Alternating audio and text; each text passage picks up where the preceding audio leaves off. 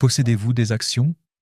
Vous êtes-vous déjà demandé d'où vient ce mot dans le monde financier anglophone, ce vocabulaire qui a colonisé la finance mondiale? Quand on parle de la bourse, on dit le stock market.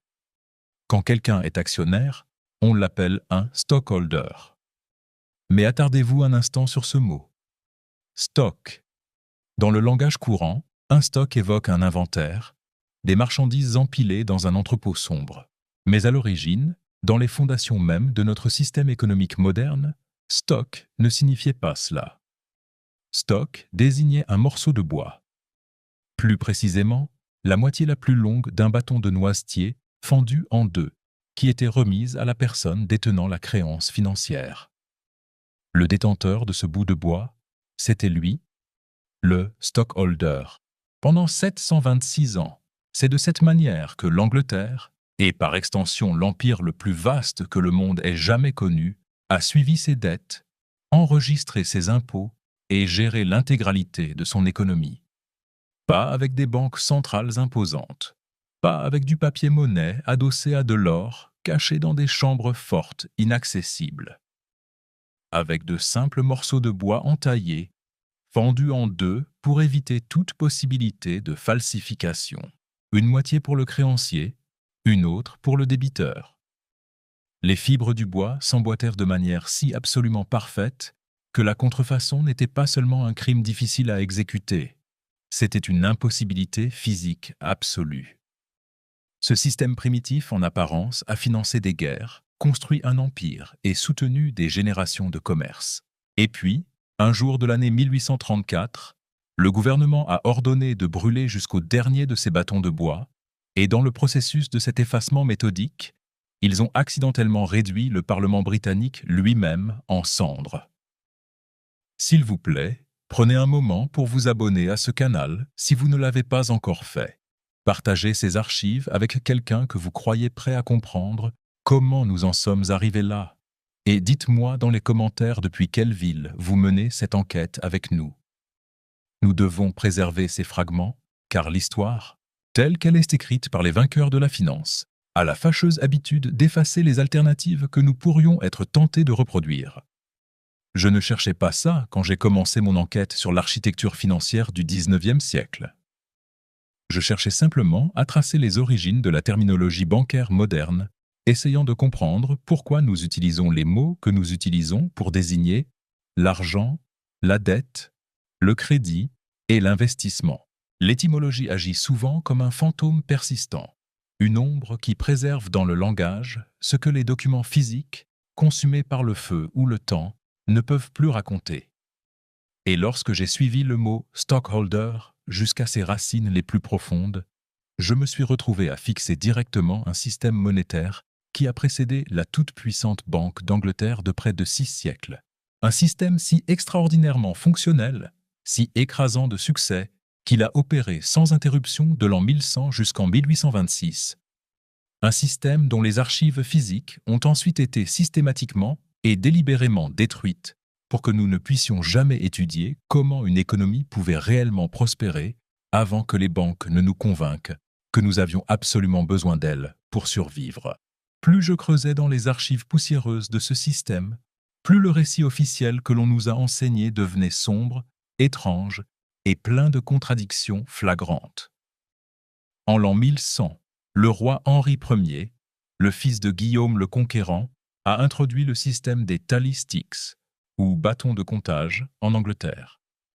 La mécanique de ce système était d'une élégance bouleversante dans sa simplicité et d'une sécurité absolue. Un bâton de bois de noisetier, mesurant approximativement la distance entre la pointe du pouce et celle de l'index lorsqu'ils sont écartés, était marqué d'entaille pour indiquer des montants financiers spécifiques. Le dialogue sur l'échiquier, un manuel administratif rédigé au XIIe siècle, établit les dénominations avec une précision presque maniaque, une rigueur mathématique gravée dans l'écorce. Une entaille de l'épaisseur d'une paume de main représentait 1000 livres. La largeur d'un pouce signifiait 100 livres. La largeur de l'auriculaire signifiait 20 livres. Une seule livre sterling était marquée par une coupe de la largeur d'un grain d'orge gonflé. Un shilling était encore plus étroit Et un penny était une simple coupe superficielle qui ne retirait aucune matière au bois. Une fois que ces entailles correspondantes à la dette ou au paiement étaient réalisées, le bâton était fendu dans le sens de la longueur, divisant les marques exactement en deux parties. La pièce la plus longue, appelée le stock, la souche, était remise à la personne qui avait avancé l'argent ou payé les impôts. La pièce la plus courte, appelée le foil, la feuille ou la contretaille, était conservée par le débiteur ou par la couronne. Je veux que vous réfléchissiez aux implications technologiques de cette méthode. Parce que la scission suivait la fibre naturelle, imprévisible et chaotique du bois de noisetier, les deux moitiés ne pouvaient s'emboîter parfaitement qu'avec leur jumelle exacte. Aucun autre morceau de bois sur la planète Terre ne pourrait jamais reproduire exactement ce motif de fracture spécifique, ce code-barre biologique sculpté par la nature elle-même. Aujourd'hui, nous dépensons des milliards en cybersécurité, en cryptographie asymétrique, en technologie de blockchain pour atteindre une fraction de la confiance décentralisée qu'un paysan anglais et un percepteur d'impôts obtenaient en l'an 1100 avec un simple couteau et une branche d'arbre. La falsification n'était pas seulement punie par la loi, elle était physiquement impossible pendant plus de 700 ans. Pensez à l'angoisse que cela devait générer chez ceux qui souhaitaient manipuler la masse monétaire dans l'ombre. Mais je dois être très clair ici, car je ne veux pas tomber dans le piège de la romantisation du passé. Ce n'était pas un système magique qui évitait tous les problèmes économiques imaginables par l'esprit humain. Les rois restaient des rois, et l'avidité humaine restait l'avidité humaine. Le roi Charles II a réussi à abuser de ce système de manière catastrophique en 1672, faisant défaut sur plus de 1,3 million de livres de dettes souveraines et détruisant plusieurs familles d'orfèvres très en vue qui agissaient comme prêteurs, dans un événement tragique connu sous le nom du Grand Arrêt de l'Échiquier. Les banquiers orfèvres, qui avaient eu la naïveté de faire confiance à la couronne, ont soudainement découvert que leur montagne de bâtons de comptage ne valaient plus rien, simplement parce que le roi refusait de les honorer. Au moins 5 grandes maisons bancaires ont fait faillite du jour au lendemain. Plus de 10 000 familles fortunées se sont retrouvées, selon le vocabulaire pudique de l'époque, financièrement embarrassées, ce qui signifiait en réalité ruinées. Le roi Charles lui-même admettra plus tard, en privé, que ce fut un faux pas impardonnable, une erreur de calcul politique monumentale. L'histoire officielle dit que l'instabilité de ces monarques a prouvé que les bâtons de comptage étaient primitifs, dangereux et obsolètes. Mais les mathématiques disent autre chose. Le système n'a pas échoué. C'est le monarque qui a décidé de confisquer la richesse. La technologie du bois fonctionnait parfaitement, c'est l'intégrité de l'emprunteur souverain qui a flanché. Et ce qui s'est passé à la suite de cette crise est là où se trouve la véritable histoire, l'histoire que l'on ne vous enseigne jamais dans les écoles de commerce. Ce défaut de paiement massif a conduit directement à la création de la Banque d'Angleterre en 1594, et c'est ici que le récit institutionnel devient profondément, viscéralement inconfortable. La Banque d'Angleterre a été fondée sous le prétexte spécifique d'empêcher les futurs défauts de paiement du gouvernement et de stabiliser l'économie nationale. Elle a été capitalisée par un prêt massif de 1,2 million de livres au gouvernement, et les souscripteurs ont été légalement incorporés sous le nom solennel de Gouverneur et Compagnie de la Banque d'Angleterre. Mais les tout premiers actionnaires, les hommes qui ont acheté le contrôle absolu de ce système bancaire central naissant, n'ont pas payé leurs actions avec de l'or. Ils n'ont pas payé avec de l'argent. Ils ont payé avec des tally sticks. Lisez bien les documents de l'époque. La loi bancaire de 1697 a permis que jusqu'à 80% des augmentations de capital de la banque soient payées en bâtons de comptage. Le nouvel ordre financier mondial, le système même qui allait finir par remplacer, diffamer et détruire physiquement l'utilisation des entailles en bois, a été littéralement acheté en utilisant ces mêmes entailles en bois comme monnaie d'échange. Le nouveau monopole a parasité la confiance du système antique pour s'établir, aspirant sa valeur pour cimenter sa propre légitimité. Je reviens sans cesse à ce détail bureaucratique précis, enfoui dans les actes parlementaires de la fin du XVIIe siècle. parce qu'il suggère quelque chose de fondamental sur la relation entre ces deux systèmes, quelque chose que l'histoire institutionnelle fait tout son possible pour obscurcir. Le Nouveau Monde n'a pas vaincu l'Ancien Monde par la supériorité de son ingénierie financière. Il l'a acheté avec la monnaie de l'Ancien Monde avant d'en brûler les preuves. Pendant encore un siècle et demi, les bâtons de comptage ont continué d'exister en parallèle du système bancaire, un affront silencieux au monopole de l'argent papier. Dans les années 1730, ils étaient même devenus la forme dominante de financement gouvernemental décentralisé. Un universitaire du nom de Mitchell Innes a souligné dans ses recherches méticuleuses que pratiquement l'intégralité des affaires de l'échiquier anglais consistait en l'émission et la réception de ces bâtons. Ne vous y trompez pas, ce n'étaient pas des outils primitifs pour des paysans analphabètes. C'étaient des instruments financiers hautement sophistiqués. Ils circulaient sur les marchés secondaires, ils étaient escomptés, ils étaient échangés et ils servaient de garantie. Ils fonctionnaient simultanément comme des obligations d'État, des reçus fiscaux et de la monnaie fiduciaire. Et le plus dangereux de tout pour le système bancaire naissant, ils ne nécessitaient aucune institution centralisée pour exister ou pour maintenir leur valeur. La couronne les émettait en échange de biens ou de services. La couronne les acceptait ensuite comme paiement des impôts. Cette acceptation inconditionnelle créait une demande universelle, et cette demande leur conférait une valeur stable sur le marché libre. Le système s'imposait et se régulait de lui-même, organiquement, par l'usage communautaire. C'était une économie de la confiance tangible. Puis, l'étau s'est resserré. En 1782, le Parlement a voté une loi déclarant que les bâtons de comptage seraient totalement éliminés et remplacés par des registres en papier. Mais il y avait une clause étrange, un compromis très britannique. La loi n'entrerait en vigueur qu'une fois que les fonctionnaires qui occupaient alors des postes à vie à l'échiquier, connus sous le nom de chambellan, mourraient ou prendraient leur retraite. Le dernier de ces chambellans, manifestement réticent à abandonner son poste lucratif, n'a rendu son dernier souffle qu'en 1826. Pendant 44 ans, le système de bois a langui dans un purgatoire bureaucratique induit par l'État. Il n'était pas tout à fait vivant, il n'était pas tout à fait mort. Et pendant près d'un demi-siècle d'attente, 6 siècles d'histoire financière accumulée, des dettes, des impôts, des paiements et les registres intimes d'une nation entière se sont empilés dans les salles de stockage du palais de Westminster. 2 immenses charretées de bois de noisetier taillés, un archive massif représentant l'histoire économique de l'Angleterre médiévale et du début de l'ère moderne. Les reçus d'impôts datant du règne d'Henri II, les registres de la guerre de 100 ans. La preuve physique, tactile et indéniable de la façon dont le commerce fonctionnait bien avant que la banque centralisée et ses réserves fractionnaires n'existent. Le 16 octobre 1834, Richard Weobley, le clerc des travaux du Parlement, a reçu des instructions explicites pour se débarrasser de ces bâtons encombrants.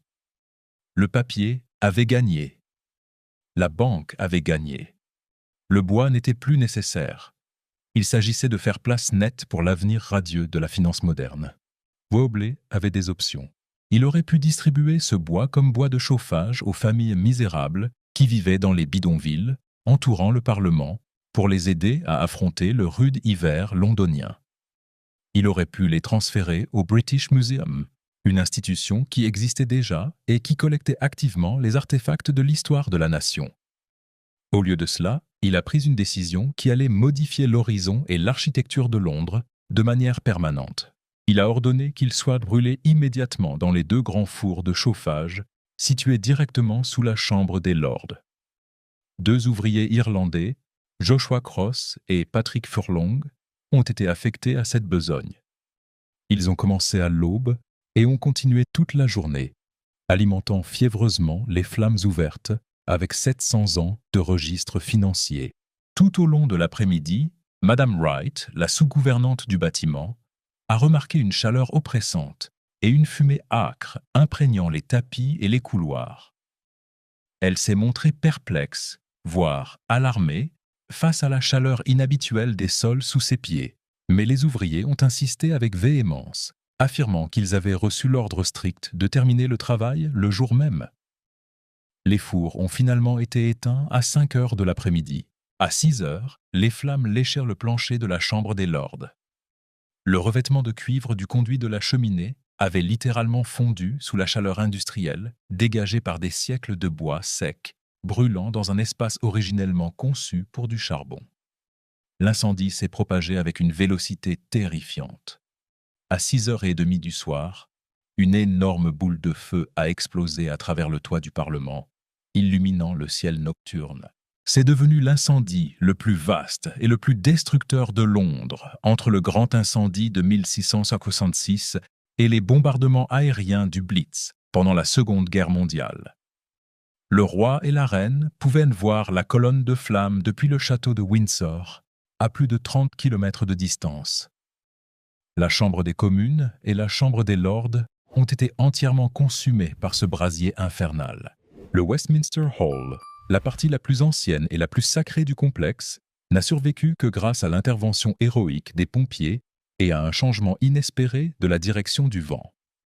Les dégâts matériels ont été estimés à plus de 2 millions de livres sterling de l'époque, une fortune colossale. Ce bâtiment historique inestimable n'était pas assuré. Et, comme il est de coutume dans ces histoires, aucun bureaucrate n'a été poursuivi en justice. Le Premier ministre de l'époque, le vicomte Melbourne, a qualifié cet événement, de manière très officielle, de l'un des plus grands exemples de stupidité jamais enregistrés. 21 ans après que les cendres se soient refroidies, le grand romancier Charles Dickens s'est adressé à l'Association pour la réforme administrative et a décrit cette séquence d'événements avec une précision acide et une fureur à peine dissimulée. Il s'est moqué publiquement de ce qu'il a appelé l'attachement obstiné à une coutume obsolète. Il a souligné avec ironie que, lorsque la question du remplacement du bois par des registres en papier a été soulevée pour la première fois, toute la bureaucratie du pays est devenue encore plus aveugle à la seule mention de cette conception audacieuse et originale. Il a fallu attendre de 1782 à 1826, rien que pour abolir légalement l'utilisation des bâtons. Ensuite, il a fallu encore 8 années d'inertie pour décider de les brûler. Et en les brûlant, ils ont détruit le siège même du gouvernement national. Dickens trouvait cela d'une ironie sombre et poétique. La bureaucratie, incapable de se réformer elle-même de manière rationnelle, s'était débrouillée pour s'immoler par le feu. Mais c'est ici, dans les décennies qui ont suivi, que le détail historique me trouble plus profondément que n'importe quel incendie architectural. En 1850, 16 années seulement après le brasier qui a dévoré le Parlement et l'Archive nationale des Tallys, Alfred Schmy, chirurgien résident et enquêteur rattaché à la Banque d'Angleterre, a rapporté quelque chose d'absolument glaçant. Il enquêtait sur les rares spécimens de bâtons de comptage qui avaient survécu et qui étaient encore en possession des archives privées de la banque, essayant de comprendre avec exactitude comment ces morceaux de bois avaient été lus et interprétés par les comptables pendant des générations. Sa conclusion fut d'une brutalité totale. Aucun gentleman dans toute la Banque d'Angleterre ne se souvient de la façon de les lire. Réfléchissez à cela un instant.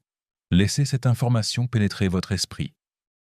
726 ans d'utilisation quotidienne, ininterrompue, universelle et nationale, et seulement 16 ans d'oubli institutionnel programmé. Les registres physiques avaient été annihilés. La mémoire institutionnelle et technique de la façon dont l'argent circulait et fonctionnait réellement, avant la dette systémique en papier, avait été effacée de la conscience collective. Il ne restait plus que l'étymologie, ce spectre linguistique. Stock, stockholder, le fantôme d'un système financier de pair à pair, préservé dans notre vocabulaire quotidien, tandis que la preuve physique, qui aurait pu remettre en question le nouvel ordre bancaire, s'est dissipée en fumée au-dessus de la Tamise.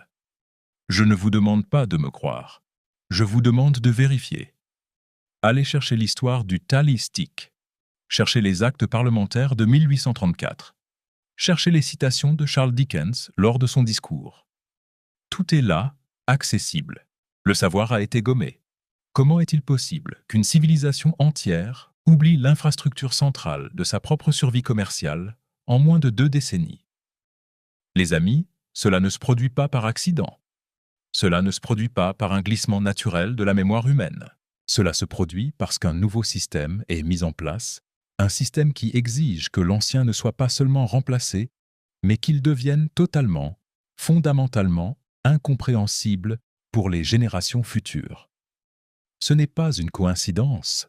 C'est un schéma qui se répète avec une précision troublante tout au long des 19e et 20e siècles. Si vous regardez de près la chronologie, si vous osez prendre un peu de recul, vous verrez que la destruction du système des bâtons de comptage à Londres en 1834 n'est que le sombre présage d'une vague mondiale d'effacement institutionnel. Il existe une fenêtre temporelle très spécifique, une zone de turbulence historique s'étendant grosso modo entre 1850 et 1930, où les registres, les alternatives économiques, l'architecture divergente et même les identités des citoyens ont été balayés sous le tapis de l'histoire officielle avec une coordination qui donne le vertige. Considérez par exemple ce que nous avons découvert concernant le recensement américain de 1890, un registre massif d'une ampleur sans précédent contenant 63 millions de personnes. Ce n'était pas un simple comptage.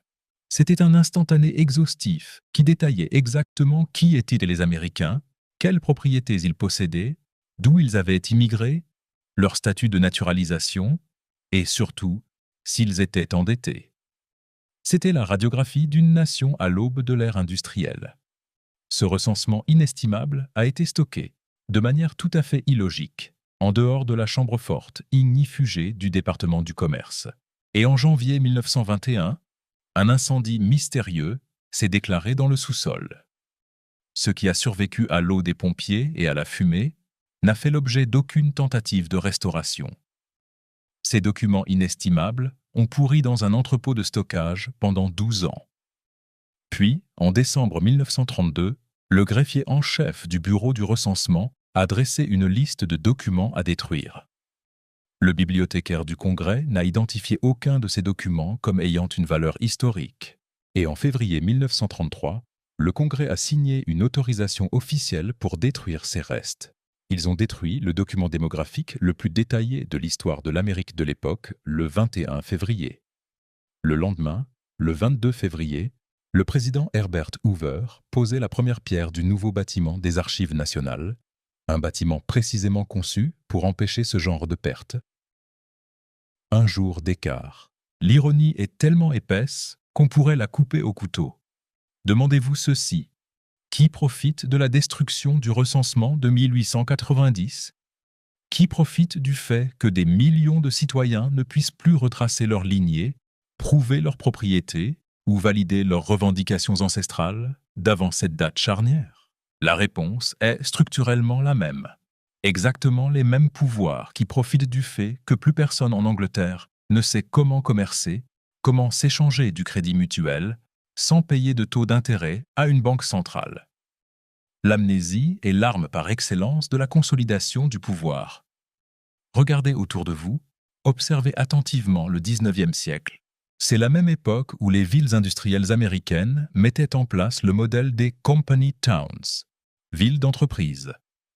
Dans ces villes, les mineurs, les ouvriers du textile, les travailleurs de l'acier n'étaient-ils plus payés avec une monnaie nationale, et encore moins avec un système de crédit mutuel entre voisins comme l'autorisaient les anciennes guildes. Non, ils étaient payés avec des scrips, des jetons ou des billets de nécessité imprimés par l'entreprise, qui n'avaient pas de valeur que dans l'épicerie de l'entreprise, pour acheter des biens vendus par l'entreprise à des prix fixés par l'entreprise. Ils ont systématiquement remplacé les réseaux de confiance mutuelle en face à face, le même type de tissu social qui rendait les bâtons de comptage fonctionnels par une dépendance forcée, artificielle et brutale. Ils ont forcé des communautés entières à vivre dans un déficit perpétuel, dans une prison sans murs où la dette remplaçait les chaînes. Et pensez aux guildes d'artisans. Ces mêmes constructeurs qui détenaient le savoir séculaire de l'architecture majestueuse, des proportions impossibles, des structures en pierre massive qui se dressent encore aujourd'hui sans plier d'un millimètre, alors que nos bâtiments modernes s'effritent après 30 ans. Les guildes, comme la Carpenters Company de Philadelphie, fonctionnaient selon un système de prix juste, d'évaluation rigoureuse par les pairs, sans jamais avoir besoin de l'intermédiation de banques pour contracter des prêts abusifs destinés à l'achat de matériaux. Les communautés de constructeurs partageaient le risque et la récompense. Et toutes ces guildes, tous ces maîtres bâtisseurs qui ont érigé des chefs-d'œuvre architecturaux en des temps records et avec une technologie supposément inférieure, ont été systématiquement marginalisés, démantelés, légiférés jusqu'à la mort et remplacés par le modèle corporatiste de la dette, du crédit bancaire et des entrepreneurs sous-traitants lourdement endettés. Et ce, durant les mêmes décennies précises. Si vous avez déjà essayé de rechercher la généalogie de votre propre famille, vous savez exactement de quoi je parle. Vous commencez avec enthousiasme. Vous rassemblez les certificats de naissance de vos grands-parents. Vous payez un abonnement à ces énormes bases de données en ligne. Vous remontez le temps, année après année, décennie après décennie. Et soudainement, vous vous heurtez à un mur de briques. Un mur impénétrable. La ligne généalogique se coupe net. Quelque part autour de 1870, 1880 ou 1890, les registres cessent tout simplement d'exister. Les noms de famille deviennent fluides ou disparaissent. Les certificats de naissance n'étaient soudainement pas obligatoires. Et plus frappant encore, vous découvrez que les archives des comtés locaux ont brûlé dans ce que les généalogistes appellent, avec une étrange nonchalance, les burned counties, comtés brûlés. Vous découvrez que mystérieusement, inexplicablement, 40% des tribunaux de certains États du sud des États-Unis ont perdu la totalité de leurs registres de propriété, d'actes de naissance, de testament et d'identité à cause d'incendies survenus dans un laps de temps de quelques décennies à peine. C'est ce qu'un chercheur a appelé un génocide de papier. Un incendie à Londres qui détruit 700 ans d'histoire économique et de preuves de dette. Des centaines d'incendies dans des tribunaux de comté qui détruisent les revendications territoriales et les identités locales. Un incendie massif dans le département du commerce qui efface 63 millions d'âmes de la carte généalogique. Voyez-vous le mécanisme systémique à l'œuvre ? Vous n'avez pas besoin d'une conspiration hollywoodienne avec des hommes en robes sombres chuchotant dans une pièce enfumée. Vous n'avez besoin d'aucune magie, d'aucune société secrète occulte. Vous avez seulement besoin de la bureaucratie, d'une négligence fabriquée, de législation opportuniste et de l'incitation financière implacable de ceux qui cherchent à monopoliser le pouvoir et les ressources. Lorsque la Banque d'Angleterre a voulu consolider sa domination absolue sur l'émission de la dette nationale et contrôler le flux de l'économie, les registres physiques de l'ancien système décentralisé n'ont pas été archivés avec soin dans des musées de verre pour l'éducation des futurs économistes. Non. Ils ont été jetés dans une chaudière industrielle par des ouvriers qui ne faisaient que suivre les ordres d'un fonctionnaire pressé de nettoyer un sous-sol. Et lorsque le bâtiment tout entier s'est effondré dans un brasier spectaculaire, la preuve indéniable qu'une alternative au monopole bancaire central avait un jour existé et avait fonctionné magnifiquement bien pendant des siècles, s'est transformée en cendres flottant silencieusement sur les eaux de la Tamise. Aujourd'hui, l'ensemble du langage de nos finances n'est que l'écho fantomatique d'un monde que nous avons été forcés d'oublier. Nous parlons de vendre à découvert, going short, ou de prendre une position longue, going long, sur les marchés boursiers. Ces termes, que les courtiers de Wall Street utilisent tous les jours avec l'arrogance de l'innovation moderne, ne sont pas nés dans les ordinateurs ou les algorithmes de trading à haute fréquence. Ils proviennent directement des deux moitiés du bâton de noisetier. Si vous teniez la partie la plus longue, le stock, vous étiez le créancier, vous étiez long. Si l'on vous laissait avec la partie la plus courte, le foil, vous étiez le débiteur, vous étiez short. Chaque fois que vous regardez votre application d'investissement sur votre smartphone et que vous vérifiez vos actions, vos stocks, Vous invoquez le vocabulaire d'un morceau de bois rainuré que le gouvernement a décidé de brûler parce qu'il prouvait de manière irréfutable que les individus pouvaient y se faire confiance mutuellement, gérer la valeur et le crédit au sein de leur communauté, sans avoir besoin de payer une commission usurpaire à un intermédiaire institutionnel. Le langage se souvient de ce que les documents gouvernementaux ont détruit et de ce que les écoles ont omis d'enseigner. Vous pourriez être tenté de penser que tout cela n'est qu'une anecdote excentrique de la comptabilité médiévale. Une simple note de bas de page amusante dans l'histoire de la tenue des livres. Mais je vous demande instamment de regarder le tableau dans son ensemble, de contempler la vaste machinerie de l'histoire. Nous parlons d'un système économique qui a survécu à des guerres dévastatrices, à des pandémies meurtrières comme la peste noire, aux croisades et à l'effondrement complet du féodalisme. Un système de confiance tangible, physique, décentralisé, qui a permis l'émergence de la classe moyenne, financé la construction des cathédrales, qui défient encore la gravité aujourd'hui, et soutenu l'expansion des plus grandes routes commerciales de l'histoire humaine. Et cet outil prodigieux a été entièrement remplacé par des banques privées qui prêtent de l'argent au gouvernement avec intérêt, créant un cycle infini et inéluctable d'inflation artificielle et de dette perpétuelle, un fardeau que nous, nos enfants, et les enfants de nos enfants continuons de payer aujourd'hui dans chaque pays du monde occidental. Et ils ont réussi ce tour de passe-passe monumental en nous convainquant que le passé était inherently chaotique, stupide, primitif et inefficace. Ils nous ont vendu l'idée que les registres en papier sécurisés, les monnaies fiduciaires et les banques centrales nous ont sauvés de la barbarie financière et de l'incertitude. Et pourtant, imaginez la scène. Alfred Smith, un homme d'une éducation exquise, un scientifique de son temps, debout dans les chambres fortes souterraines de la banque la plus puissante du monde en 1850, tenant dans ses mains un bâton de comptage roussi qui avait survécu aux flammes du Parlement. Et à cet instant précis, il a réalisé la vérité froide, clinique et terrifiante. La machine institutionnelle avait effacé le manuel d'instruction de la mémoire humaine. Aucun gentleman vivant dans ces murs ne savait comment lire ce morceau de bois. L'institution avait atteint l'objectif ultime de tout système de contrôle absolu.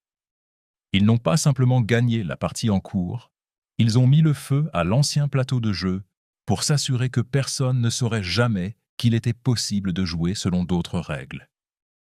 Demandez-vous, posez la question aux institutions financières, au gouvernement, aux banques centrales qui vous dictent vos taux d'intérêt, qui dévaluent votre monnaie et qui prélèvent vos impôts. Qu'est-ce qui a été brûlé d'autre dans ces fours industriels sous la chambre des lords?